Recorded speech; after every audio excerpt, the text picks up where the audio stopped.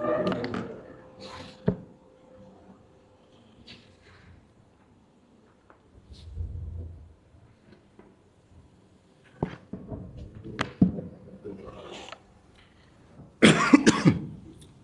satu.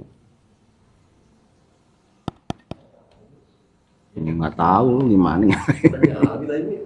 Ini tuh.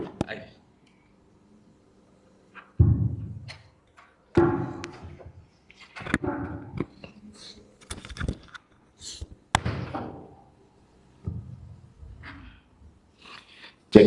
Assalamualaikum warahmatullahi wabarakatuh. Apa kabar hari ini? Iya. Alhamdulillah. Apapun isi kantongnya, alhamdulillah. Apapun masalahnya, alhamdulillah. Memang kita sudah berikrar kepada Allah. Bismillahirrahmanirrahim. Alhamdulillahirabbil alamin. Semoga yang mengatakan hamdalah Allah berikan kemudahan dalam segala urusannya. Alhamdulillahilladzi arsala rasulahu bil huda wa dinil haqqi liyudhhirahu 'alad dini kullihi wa kafa billahi syahida. Asyhadu an la ilaha illallah, asyhadu anna Muhammadar Rasulullah. Allahumma shalli wa sallim ala sayyidina Muhammadin wa ala alihi wa man tabi'ahum bi ihsanin ila yaumil qiyamah. Wa qala Allah ta'ala fi kitabihil karim, fi qulubihim maradun fazadahumullahu marada. Abi-abi, umi-umi yang dirahmati Allah, anak-anak sekalian yang insya Allah menjadi generasi penerus, penjaga agama, pembelanya, dan menjadi orang-orang yang bermanfaat bagi bangsa, nusa, dan agama, berbakti kepada orang tua.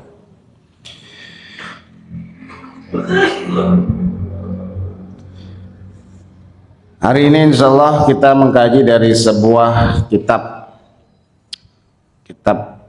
klasik yang bernama Tanbihul Ghafilin. Tanbihul Ghafilin, tanbih yang artinya ini hati-hati atau waspada. Waspadalah. Kewaspadaan, tanbih. Tanbih ya, tanbihul. Ya, kalau tanbih itu artinya waspada. Biasa kalau kita store hafalan sama syekh atau sama guru kita, dia akan bilang tanbih, hati-hati gitu. Jangan buru-buru. Makanya nama kitabnya Tanbihul Ghafilin. Ya kan? Kewaspadaan dari sikap lalai. Ghafil. Al-ghafilun lalai. Orang lalai itu bukan nggak tahu, dia tahu tapi saking terburu-buru, ya kan, saking nafsunya kalau zaman sekarang akhirnya lupa dengan apa yang diketahuinya, apa yang diingatnya. Makanya Tanbihul Ghafilin. Banyak dari isi kitab ini itu hadis-hadis Rasulullah dan juga rangkuman-rangkuman ide pikiran yang sangat luar biasa dibungkus dalam bahasa yang sangat indah, dalam bahasa puitisasi yang sangat indah. Karangan Syekh Al-Laith As-Samarqandi. Samarqandi itu daerah Uzbekistan, timur jauh, Asia Timur ya. Di dalam salah satu makalahnya beliau mengatakan bahwa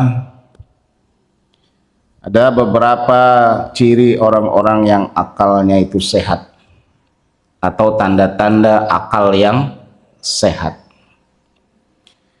Mungkin kita bertanya, kalau ada yang sehat berarti ada yang sakit, gitu ya.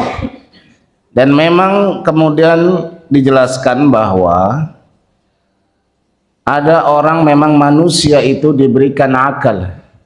Akal ini bagi manusia adalah yufarriqu bainal haqqi wal batil. Dia membedakan antara yang haqqo, yang benar, dengan yang batil. Itulah fungsi akal. Ya, fungsi akal yufarriqu bainal haqqi wal batil. Jadi kalau ada orang itu dia sulit membedakan mana yang benar, mana yang salah, sebenarnya akalnya dalam keadaan yang sakit. Ya kan? Nanti kita cek ke dalam diri kita. Walaupun fenomenanya itu banyak kita lihat di masyarakat kita semuanya, sebenarnya ini memang masyarakat dalam keadaan yang sakit. Kalau ada orang yang mengatakan akal sehat, ya kan, itu sebenarnya nyontek dari ide Islam aja, karena memang Islam itu membuat orang-orang yang mengikutinya, yang dia istiqomah dengan ajaran Islam akan memiliki akal yang sehat, ya kan? Karena akal yang sehat itu berbeda dengan badan yang sehat. Bisa jadi badannya sehat luar biasa tapi akalnya sakit. Kalau orang badannya sehat, seburuk-buruknya badan sakit, misalkan kalau badan misalkan orang sakit badannya, ya apes-apesnya meninggal dunia deh. Tapi kalau orang akalnya sakit, nah urusannya kagak selesai cuman meninggal dunia, tapi kemudian masuk ke kubur dia akan mendapatkan yang namanya perhitungan dan azab, dibangkitkan juga dalam keadaan nanti mendapatkan azab. Ini panjang ceritanya kalau orang akalnya tidak sehat. Di dalam Al-Quran sendiri, orang-orang yang tidak sehat akalnya, yang hatinya, kalbunya sakit, itu dikatakan sebagai fi qulubihim marad. Fi qulubihim maradun fazadahumullahu marada. Siapa yang dia hatinya sakit, Allah tambahkan semakin sakit dia punya hati. Ya, jadi kalau orang punya masalah dengan akalnya itu namanya marid, sakit. Ya, karena akal inilah yang membedakan antara manusia dengan selain makhluk dari Allah. Kucing itu nggak punya akal. Kalau dia lapar, dia naik meja, itu ikan asin punya siapa juga diembat sama dia. Kenapa nggak punya akal? Tapi kalau ada manusia juga seperti kucing, kalau dia lapar diembat aja, nggak tahu itu punya siapa, artinya dia sama dengan bahkan lebih sesat lagi. Allah mengatakan dalam surat Al-A'raf, wa laqad dzara'na li jahannama katsiran minal jinni wal ins. Itu kupenuhi neraka dengan manusia dan jin-jin. Lahum qulubun la yaqiluna biha, punya otak kagak dipakai. Walahum a'yunun la yubsiruna biha, punya mata kagak dipakai.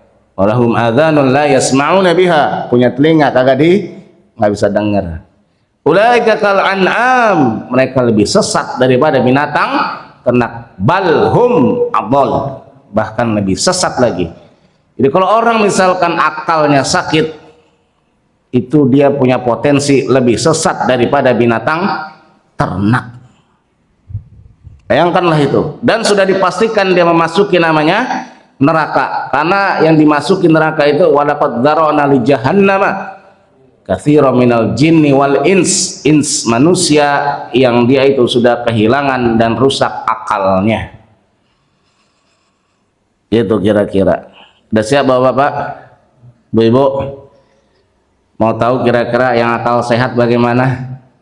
Ya, cuman bukan orang-orang di TV aja bilang akal sehat.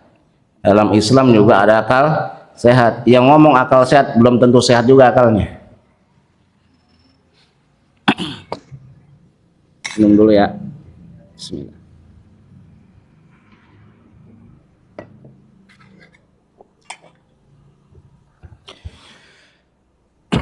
Yang pertama, saya mengatakan bahwa al-muqadiratul alami qabla al-maut. Muqadiratul alami minal qabla mautah. Orang-orang yang akal sehatnya adalah orang-orang yang meninggalkan dunia sebelum meninggal dunia. Meninggalkan dunia sebelum meninggal dunia. Kalau orang meninggalkan dunia karena meninggal dunia itu udah banyak. Tapi kalau orang hidup, sadar dia dan dia mulai meninggalkan dunia, ya kan? Itu baru orang-orang yang akalnya sehat. Maksudnya tentu bukanlah dia meninggalkan dunia kemudian berkhalwat di goa, di gunung, menjauh dari kehidupan, bukan. Artinya dia sudah selesai dengan urusan dunia. Dunia itu tidak lagi menjadi hammah, menjadi semangat dan obsesi dirinya, keinginan terbesar dirinya. Ya, dia meninggalkan dunia sebelum meninggal dunia. Makanya Allah mengatakan dalam surat Al-Baqarah 197, "Wa tazawwadu fa inna khairaz zadi taqwa wattaquni ya ulul albab." Wa tazawwadu, maka berbekallah engkau. Fa inna khairaz zadi taqwa, sebaik bekal itu adalah taqwa. Wattaquni ya ulul albab, maka bertakwalah engkau kepadaku wahai orang ulul albab. Orang ulul albab inilah yang kemudian dikatakan Allah sebagai dalam Al-Quran orang yang akalnya sehat, namanya ulul albab. Ulul itu artinya memiliki, albab itu artinya jamak dari lub. Lub itu artinya otak. Albab orang memiliki banyak otak alias otak-otak. Maksudnya banyak otak itu otaknya encer, akalnya sehat, cerdas. Kalau kita belum meninggalkan dunia sebelum meninggal dunia, dan kita akan nanti mati meninggal dunia, dan kita pasti meninggal dunia, tapi sebelum meninggalkan dunia, gitu kan, masih terikat dengan dunia, masih terpesona dengan dunia, masih mencari dengan sungguh-sungguh, terobsesi dengan dunia, maka kita sebenarnya akalnya kurang sehat. Kenapa kurang sehat? Ya memang karena sebanyak apapun yang kita cari di dunia, tidak ada satupun yang akan kita bawa mati. Orang yang punya duitnya banyak, rekeningnya banyak, bertriliun-triliun, seperak aja kagak dibawa, betul? Seandainya pun dibawa, setrak itu duit taruh di kuburannya, berguna kagak? Kagak berguna. Malaikat kagak kenal duit, kagak bisa disogok. Kayak parcok, nggak bisa disogok. Harta sebanyak-banyaknya, emas, berlian, nikel, ambil tuh semuanya, berguna kagak? Enggak, karena rumah-rumah dari surga itu nggak dibuat dari seperti itu. Nah, bayangkan, jelas nih. Jadi kita semuanya coba perhatikan hidup kita. Selama ini kita kemana obsesi dan cita-cita hidup kita? Kalau kita masih kepada dunia, dipastikan akal kita kurang sehat. Tapi kan kebutuhan segala macam. Iya memang, siapa yang bilang kita nggak boleh memenuhi kebutuhan? Anak sekolah, ya kan, belanja bini, makan tempe, tahu, segala macam, betul. Tapi yang dimaksud di sini adalah engkau itu sudah tidak lagi hatimu kepada dunia. Ya memenuhi kebutuhan sekedarnya saja. Punya mobil biasa saja, punya rumah biasa saja. Enggak jadi sebuah kebanggaan. Justru menjadi sebuah tanggung jawab. Seperti Allah mengatakan dalam surat Al-Hadid, "Likaila ta'sau 'ala ma fatakum wa la tafrahu bima atakum." Janganlah engkau bersedih terhadap apa yang engkau hilang darinya, dan jangan juga engkau gembira dengan apa yang datang. Kalau orang bilang itu biasa-biasa aja lah, ya kan, nggak sedih ada yang hilang, nggak dia juga gembira banget kalau ada yang datang. Kenapa? Karena yang datang dan pergi itu dari Allah. Yang datang itu nanti akan kita pertanggungjawabkan. Apa yang datang? Mobil, tanggung jawab. Lu punya mobil, kenapa lambat banget ke masjid, ke musola? Punya motor bagus, kenapa kok sulit benar ke asobik? Nah, misalkan gitu. Malaikat tuh yang nanya nanti. Punya emas, buat apa nih emas? Kagak ada gunanya dipakai-pakai. malah membuat hati rusak dengan riya, betul? Semua nanti akan ditanya, semua dipertanggungjawabkan kalau itu ada barangnya. Kalau kagak ada, hah? Punya emas misalkan 10 gram Pak Joksan, hilang dah tuh. Pada saat dia punya 10 gram emas, itu masih akan jadi pertanyaan. Begitu hilang, kagak ditanya lagi sama malaikat. Makanya likada tak soalnya mafatakum, jangan kau sedih dengan yang hilang, karena nggak akan menjadi tanggung jawab kita lagi. Pak Joksan tiba-tiba menang, dia jadi kepala desa, sama relawannya pesta 3 hari 3 malam, senang dia dapat begitu misalkan. Jangan salah, kepala desa itu jabatan yang datang dari Allah. Allah tanya nanti setiap rupiahnya. Ayo, semuanya, apa nggak susah tuh manusia? Jadi jangan sangka sesuatu yang datang itu akan membuat kita tenang dan bahagia. Enggak. Yang punya istri cantik misalkan, cantik memang istri saya, istri-istrinya yang cantik-cantik ya kan. Kalau kagak diajarin misalkan pakai jilbab, nggak diajarin sholat, nggak diajarin baca Quran, tanggung jawab nggak tuh?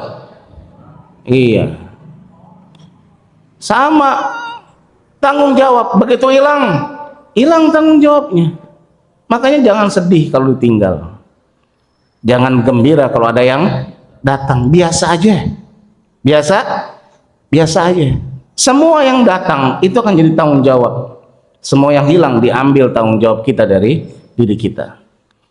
Kalau oranglah mau seperti itu, mendengar ayat ini, Abdurrahman bin Auf, seorang kaya raya di kota Mekah dan kemudian di Madinah, dia masih kaya raya luar biasa.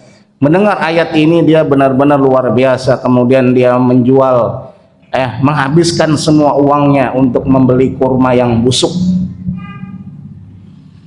ya kan? Karena dia tahu duitnya itu nanti akan menjadi tanggung jawabnya. Walaupun itu dari hal halal, dia bisa pertanggungjawabkannya, dia aja takut.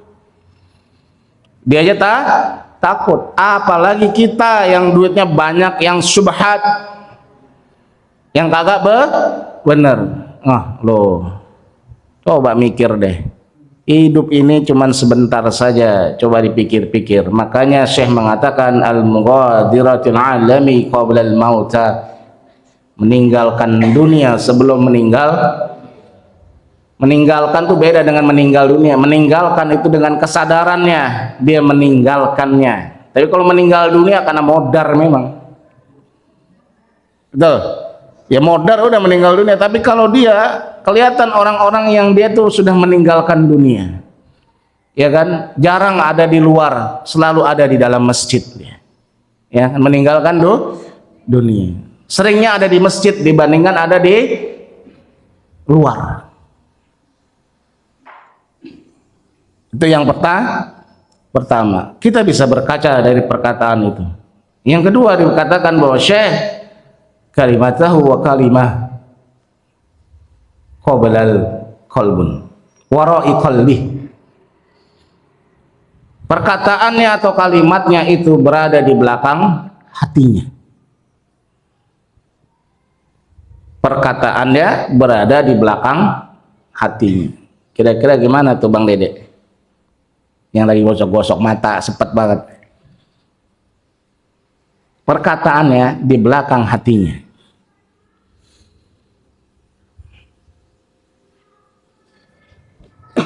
Apa deh? Apa ya kira-kira, apa maksudnya? Syarahnya apa syarahnya? Baipung biasanya tahu deh. Apa? Ya, dia ternyata abang ngantuk juga Dede.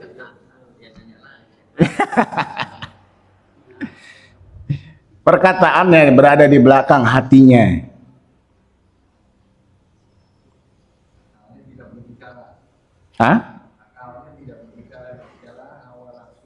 Lah, ini justru orang yang akalnya sehat, Pak Adik. Kalau itu adalah kata-kata di depan hatinya itu, kagak ada filternya. Ya samalah semua perkataan qaula zur itu adalah kata-kata di depan hati. Kalau ini kata-katanya di belakang hatinya. Maksudnya apa? Ini kata-kata, ini kolbunnya, ini mulutnya. Gitu ya. Kira-kira kemana jalurnya? Kemari dong. Diproses sama hatinya, baru keluar dari mulut. Nah orang kalau asal nyeblak aja, itu akalnya kurang sehat. Jangan suka menuduh yang iya-iya.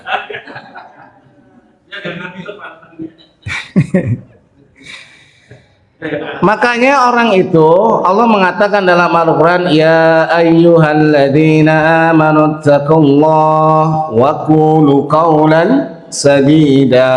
Wahai orang-orang beriman, bertakwalah kepada Allah, berbicaralah dengan perkataan yang benar. Nggak boleh itu ngomong dengan nyeblak. Kita berbohong kepada teman tapi bercanda, sama juga itu membuat akal tumpul. Suka ngobrol ngalor ngidul, kagak ada ujungnya juga ngalor ngidul, membuat akal tumpul. Kopi cuman segelas 3 jam, gigong udah meler-meler, kagak ada kesimpulannya. Itu namanya akal kurang sehat. Betul tidak? Banyak nggak diantara kita begitu? Nggak ada, kita mah nggak ada, masa banyak, enak aja. Nggak ada diantara kita, diantara kita ada kagak? Nggak ada. Ini orangnya akalnya sehat semua tuh, pada diem semua ya kan? Antara lapar mengantuk beda ya. Ya kan? Diantara kita banyak nggak diantara kita? Nggak ada pak. Kalau yang di sono, ya kan? Yang di sono, Bojongkoneng sono banyak, tapi pindahan dari sini juga.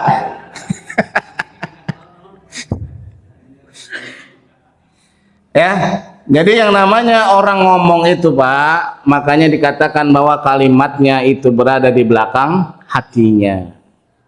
Supaya kalau ngomong itu dicerna dulu, apa manfaatnya? Kira-kira dampaknya seperti apa?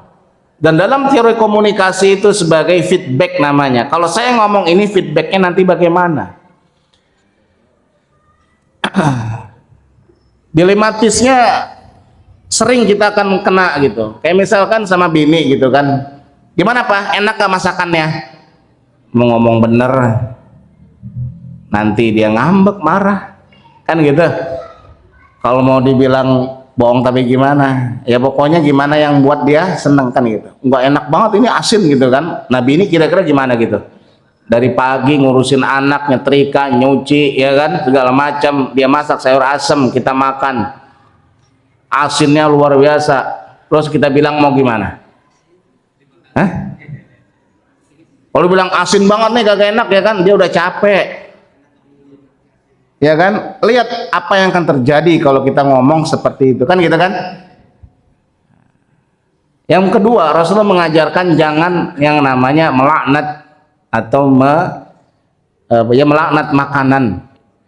Asin banget nih, gak enak banget nih. Nah ini nggak boleh. Jadi kalau misalkan ditanya seperti itu, kira-kira bagaimana Bang Asep?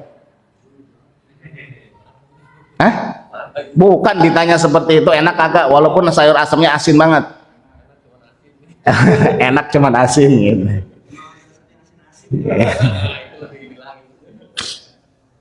Jadi walaupun benar, tapi kalau dampaknya, feedbacknya itu membuat mudarat lebih besar, ya kan, ngapain dibilang? Ketika Rasulullah itu sedang duduk di sebuah pohon, larilah seorang pemuda yang dikejar-kejar. Dia lari jauh bener ya kan, kencang banget, panik luar biasa. Di belakangnya kemudian 3 orang membawa pedang. Lalu dia bertanya kepada Rasulullah, orang itu, "Hei pemuda, apakah kau melihat ada orang lari tadi?" Kata Rasulullah, diam saja. Dia berpikir, kemudian dia berdiri. Sejak saya di sini belum ada itu yang lari. Ya kan? Rasulullah hanya merubah dari duduk ke dalam berdiri. Bukan dosa, bukan dusta itu. Ya kan, itulah cerdasnya Rasulullah. Kenapa? Kalau dibilangin kira-kira gimana feedbacknya, dampaknya? Anak itu bisa dibunuh dan dia nggak tahu permasalahannya, bisa jadi itu begal ya nggak? Nah, seperti itu. Jadi dalam berbicara itu orang harus cerdas, memilih kata-kata, memilih diksi, memprediksi akan terjadi feedback seperti apa. Inilah yang dikatakan di dalam apa namanya pelatihan-pelatihan para caleg communication plan. Ya, siapa sini yang mau nyalon kepala desa, bisa saya jadi konsultannya. Gitu nih. Ya, RW misalkan mau, ayo gratis saya ajarin dah, karena setiap kata-kata itu akan punya power dan punya dampak. Nah gitu dia, ya kan. RW punya cita-cita jadi kepala desa,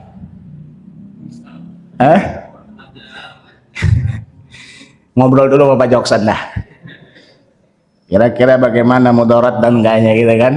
Kalau siap itu datang dia kekuasaan, maka siap-siaplah sejak itu bertanggung jawab dengan setiap keputusannya.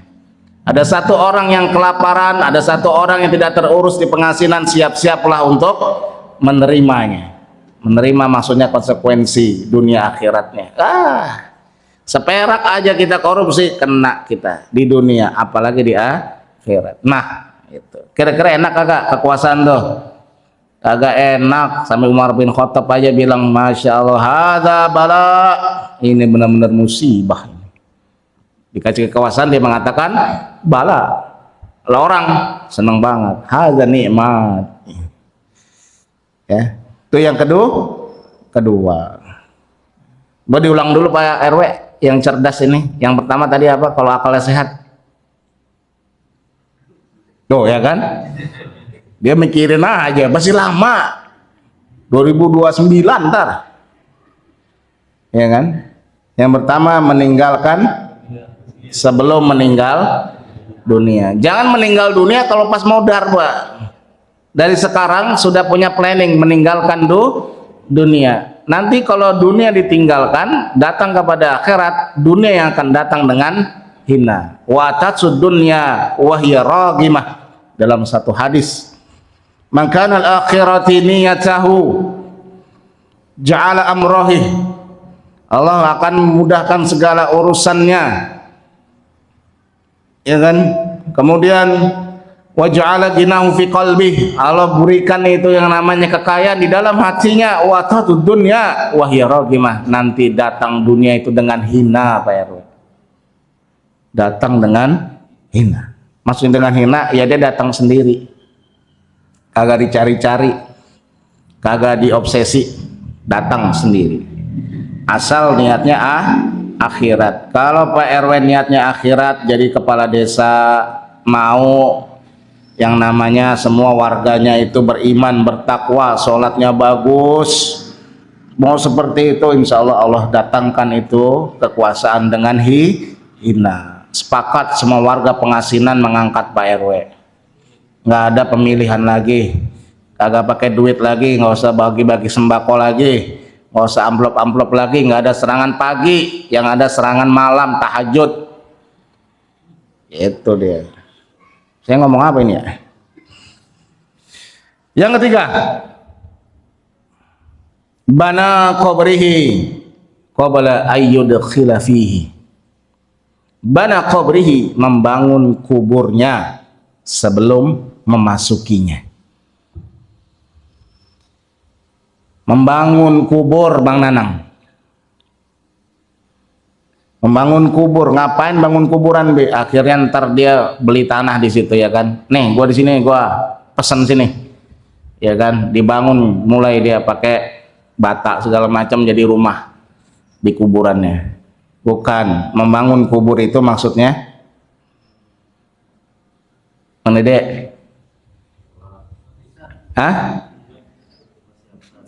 Menyiapkan nisan, nyiapin papan gitu. Kagak. Itu mah diurusin, udah tenang aja. Orang mati-mati aja ntar yang ngurus kita, tenang aja. Insya Allah itu ada yang ngurus sebagai yang namanya fardu kifayah. Nggak usah mikirin papan, nggak usah mikirin lobangnya digaliin, Pak. Ini nggak usah gali dari sekarang, ya. Tapi kalau mau ya nggak apa-apa juga. Tapi yang namanya bana qabrihi, kau bangun yang namanya kuburanmu sebelum kau masukinya. Orang itu yang namanya membangun rumah kita itu kira-kira kalau habis sudah berapa juta? Berapa juta itu? Berapa ratus juta? Ada 5M enggak? Mau yang terbaik enggak? Keramiknya mau yang terbagus enggak? Plafonnya mau yang bagus? Listriknya mau yang gede? Ada AC-nya? Ada kamar mandinya? Ada semuanya? Padahal berapa tahun kita cuman ninggalin di situ? Hah? Berapa, Bu? Berapa? Berarti masih ingat kajian waktu itu 1,5 jam, pinter itu. Inna yawman 'inda rabbika ka'alfi sanatin mimma ta'udun. Satu hari di sisi Allah itu 1000 tahun di dunia. Jadi kalau orang tinggal itu paling lama anggaplah 70 tahun, itu cuma 1,5 jam dalam sisi hitungan akhirat. Bapak tahu bulan yang jaraknya 385.000 km dari kita, satu hari di bulan 27 hari di bumi. Pak Ipung ke bulan nih, satu hari dia di sana. Bang Nanang tuh udah ngitungin kalender, nih mana Pak Ipung belum bayar utang nih ya kan, udah 27 hari. Pulang kemarin Pak Ipung bilang, lah baru cuman sehari doang telat. Kagak, enak aja nih kalender, lihat 27 hari baru ke bulan yang paling dekat. Naik lagi ke atas, Merkurius, Venus segala macam, satu harinya akan lebih banyak, ada yang 1000 hari. Akhirnya Allah mengatakan, di sisiku Sidratul Muntaha di akhirat, satu hari 1000 tahun. Ini paham maksudnya? Paham kagak? Kalau kita ke bulan, satu hari nginep di sono camping, 27 hari di bumi. Jadi yang lebih tua siapa? Yang di bulan apa yang di bumi? Yang di bumi. Makanya orang itu harus ke akhirat supaya awet muda tuh kayak Bang Dede. Siapa yang tahu kalau dia umurnya baru 22 ya kan? Mukanya begitu. Benar tuh, lihat. Pak RW kayak umur 30.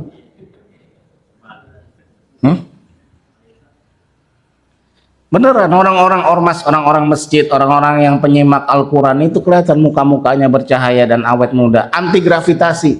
Tahu gravitasi? Nih turun ke bawah Pak. Kenapa kok mukanya turun? Karena kena gravitasi bumi. Maka muka berkerut ke bawah, betul nggak? Kadang mengkerut ke atas ada kagak? Kagak ada.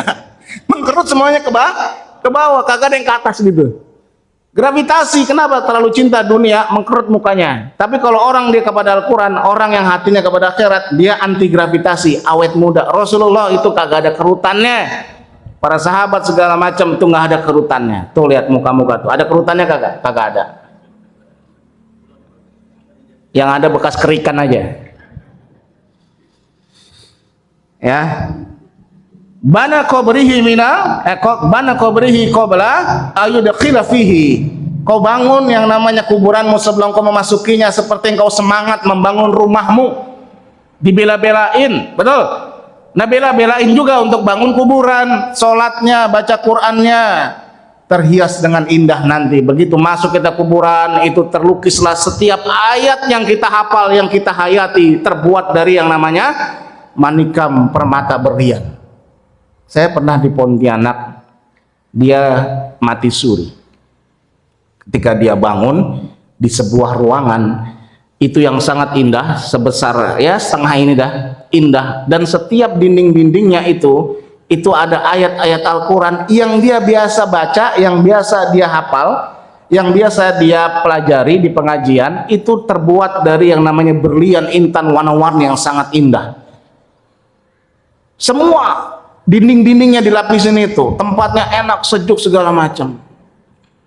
Dia lalu berpikir, ini rupanya bagi orang-orang yang dia di dunia itu membangun kuburnya. Mihrabnya dia, tempat sholatnya dia, lebih enak lagi. Karpetnya sangat tebal, indahnya luar biasa, harumnya luar biasa, karena dia orang ahli sholat. Coba bayangkan kalau di dunia kita sholat kagak, ngaji kagak, segala macam, kuburan kayak apa itu? Itu yang di Pontianak. Di Banjarmasin saya juga ngalamin ini, cerita langsung orangnya. Dia mengatakan bahwa ketika dia itu stroke di Bintaro, kejadiannya dia stroke habis makan seafood, kemudian dia koma selama 7 hari, bangun sebulan kemudian dia cerita, saya itu dibawa-bawa ya kan sama seorang wajah putih, ngelihat neraka, ngelihat surga. Ketika dia melihat kemudian di sebuah sudut yang hitam gelap, banjir, airnya itu bau ya kan, ada sedengkul airnya, dia ngeliat orang tuanya sedang meringkuk di situ. Tempat apa ini, dia bilang. Tempatnya bau busuk, hitam, gelap, wah pokoknya nggak nikmat deh, sangat sekali nggak enak sekali. Pulang dari situ, maksudnya dia sembuh, doanya hanya kepada orang tuanya, dia ngaji nggak pernah putus. Sampai sekarang, orangnya udah tua, umur 70 tahun. Kejadiannya pas dia umur 55 tahun. Bayangin tuh, sekarang udah normal lagi, biasa aja. Padahal stroke itu dia 7 hari dia koma. Alhamdulillah sekarang udah biasa. Semenjak itu dia nggak pernah namanya putus ngaji. Dia berdoa kepada Allah, ya Allah jangan sampai orang tuaku di sana. Diperlihatkan seperti itu. Emang diakui orang tuanya memang ya ibadahnya kurang.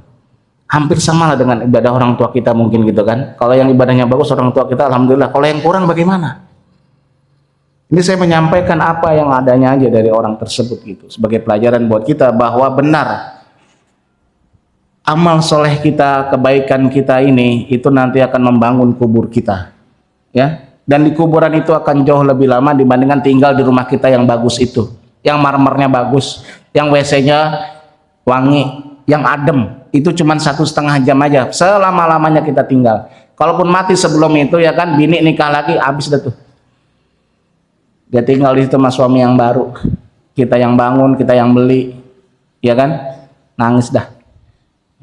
Oleh sebab itu 3 hal ini mudah-mudahan menjadi renungan kita. Semoga akal kita akal yang sehat, ya. Kalau kita tidak akal yang sehat, hati-hati ya, kedepannya perjalanan kita akan jauh lebih sulit dan berat. Pertama, tinggalkan dunia sebelum meninggal dunia. Kata-katanya berada di belakang hatinya. Bangunku sebelum memasuki. Bangun kuburan sebelum masukinya. Karena masuk kuburan itu pasti. Ya kan? Masuk ke DPR belum tentu. Masuk ke kantor desa belum tentu. Masuk ke istana apalagi. Tapi kalau masuk kuburan pasti. Bila itu taufiq wal hidayah. Wassalamualaikum warahmatullahi wabarakatuh.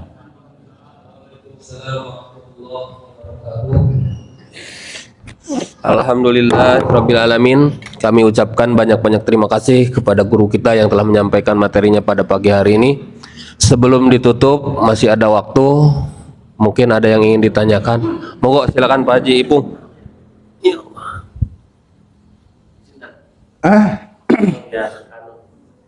Biar suasananya ini pengajian.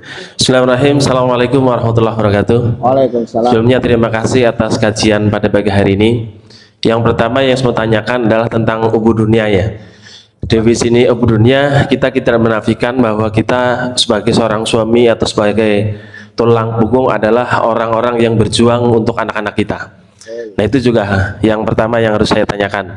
Karena memang itu menyangkut tadi ketika kita mau tinggalkan dunia sebelum kita meninggal. Nah itu, nah artinya definisi ubudunia itu seperti apa. Dan yang kedua tentang Abdurrahman bin Auf. Tadi Abdurrahman bin Auf kalau kita jabarin itu bahwa ketika dia ingin meninggalkan dunia, dia beli kurma busuk kepada masyarakat dan duitnya habis. Tapi ketika itu flashbacknya Abdurrahman bin Auf balik lagi itu dunia ke sisinya. Dan kita juga tidak menafikan bahwa kita butuh dunia untuk segala macam, untuk sedekah, untuk naik haji, untuk anak sekolah, itu juga bagian dari dunia. Jadi definisi ubud dunia itu yang seperti apa yang bisa apakah cuma hati kita yang tidak mengejar dunia atau memang tetap kita berjuang untuk dunia itu sendiri? Itu aja pertanyaannya. Assalamualaikum warahmatullahi wabarakatuh. Waalaikumsalam. Bagus itu pertanyaannya, dan kadang-kadang saya mengatakan seperti ini memang akhirnya orang jadi salah sangka bahwa menyangka nggak boleh untuk urusan dunia. Banyak sekali ayat Pak Ipung yang menunjukkan bahwa manusia itu diperintahkan Allah untuk yang namanya mengejar akhirat, tapi tidak satupun ayat disuruh mengejar dunia. Misalkan wabtagi fima ataqallahu daral akhirah, dan carilah engkau itu dari yang namanya darul akhirah, rumah akhirat. Cari suruh akhirat. Wabtagi, ibtigo itu artinya mencari dengan sungguh-sungguh dengan segala kemampuannya. Ibtigo, wabtagi, maka kau carilah akhirat itu dengan sungguh-sungguh. Kemudian apa kata Allah? Wala tansa nasibaka minat dunya, tapi jangan kau lupakan urusan duniamu. Jadi nggak ada tuh kalau kita orang Islam kemudian meninggalkan dunia itu, ya kan, urusan tanggung jawab menjadi hilang itu.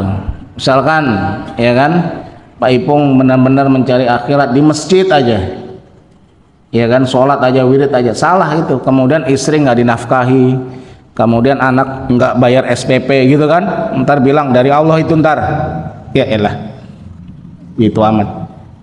Kenal namanya sahabat Abu Darda?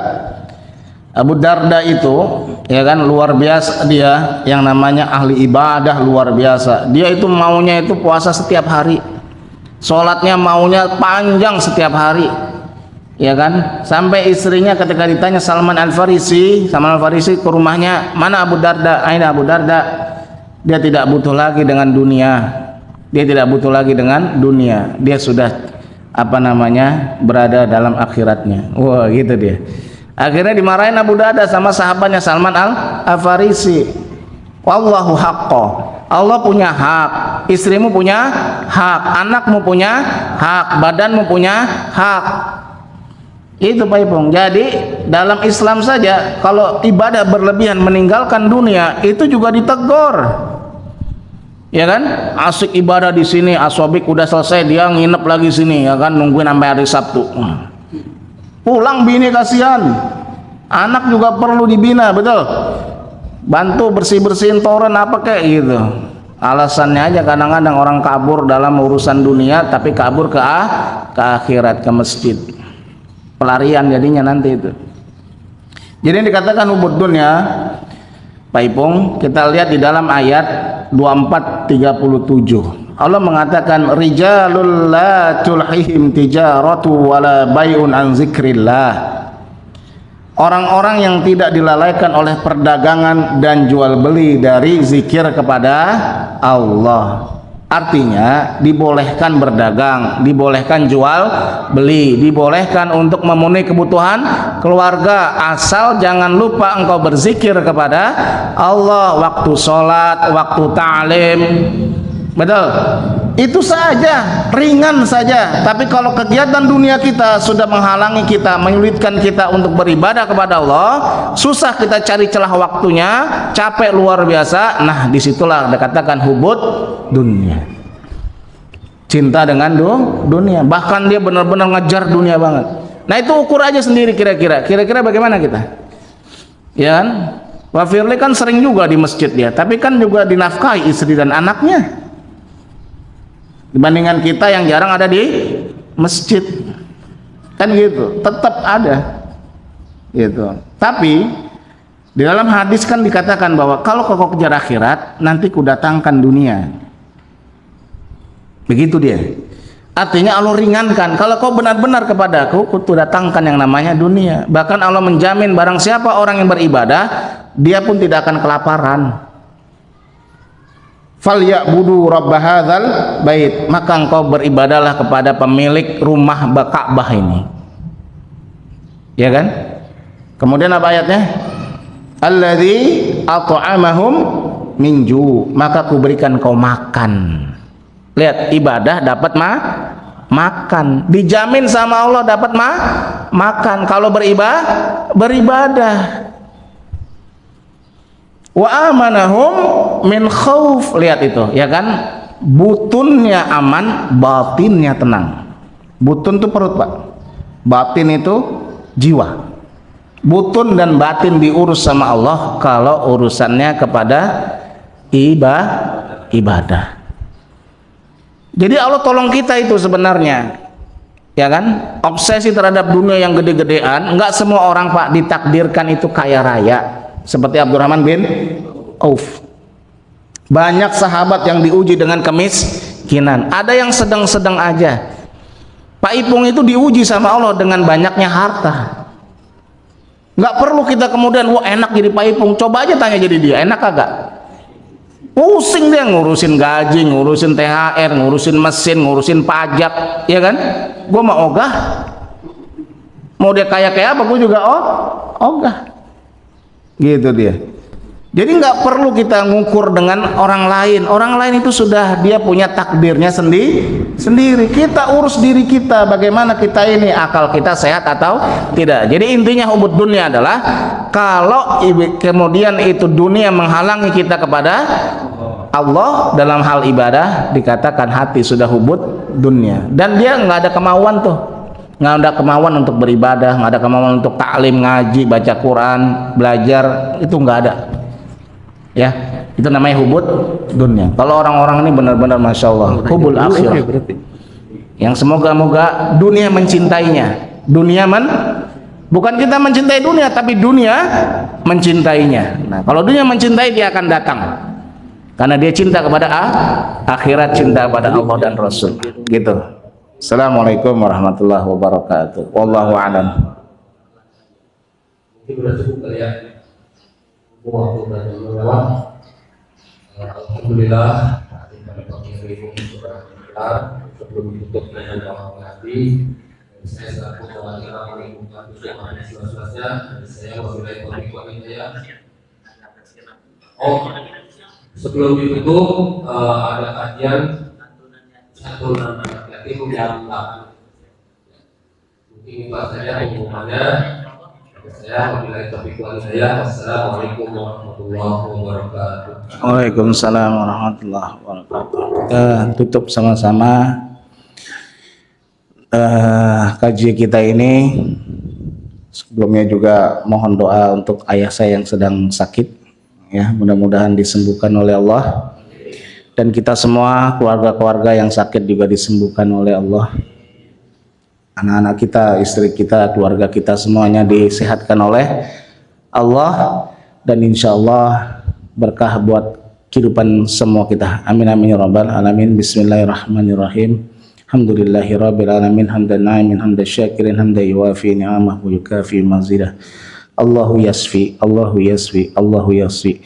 Wa idza maritu fahuwa yashfin, wa idza maritu fahuwa yashfin. Ya Allah, Engkaulah yang Maha menyembuhkan, Engkaulah yang mengangkat penyakit. Ya Allah, sembuhkanlah ayah kami, sembuhkanlah kedua orang tua kami, sembuhkanlah orang-orang tua kami yang ada di sini. Ya Allah, anak-anaknya, keluarganya semua. Ya Allah, ya Rahman ya Rahim.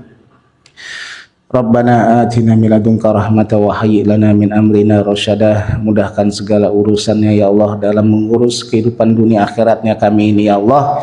Rabbana atina fid dunya hasanah wa fil akhirati hasanah wa qina adzabannar.